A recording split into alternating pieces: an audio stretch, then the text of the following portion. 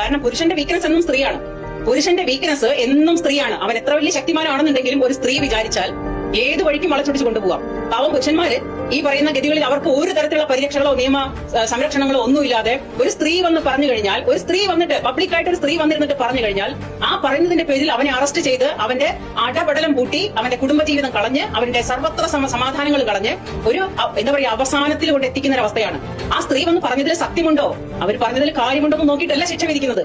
ഒരു സ്ത്രീ വന്ന് പറഞ്ഞാൽ അതോടുകൂടി സംഗതി ഓക്കെ, പോലീസ് ഇറങ്ങായി, അവരെ പോലീസ് പിടിക്കായി. അപ്പൊ ഈ വന്ന് പറഞ്ഞ സ്ത്രീകൾക്ക് അവർക്ക് ഈ പറയുന്ന കേസിൽ, പീഡനം എന്ന് പറയുന്ന കേസിൽ സ്ത്രീക്ക് ഒന്നും തെളിയിക്കേണ്ട കാര്യമില്ല, ഒരു തെളിവും കൊടുക്കേണ്ട കാര്യമില്ല.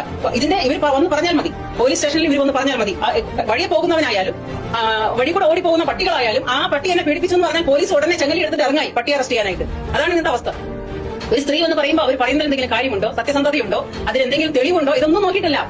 കാള പറ്റൂ, പോലീസ് സ്റ്റേഷനിൽ പോയിട്ട് പറഞ്ഞാൽ മതി, കാള പറ്റൂ സാറേ, ഉടനെ അവിടുത്തെ പോലീസ് ഏമാന്മാര് കയറെടുത്തിട്ട് ഇറങ്ങായി കാളയെ അറസ്റ്റ് ചെയ്യാനായിട്ട്. ഇതാണ് അവസ്ഥ. കാള പെറുവോ, അത് ചിന്തിക്കുവോ? അങ്ങനെ ഒരു കോമൺ സെൻസ് ഒന്നുമില്ല. അപ്പൊ സ്ത്രീകൾ അത് കറക്റ്റ് ആയിട്ട് മിസ്യൂസ് ചെയ്തുകൊണ്ടിരിക്കുകയാണ്.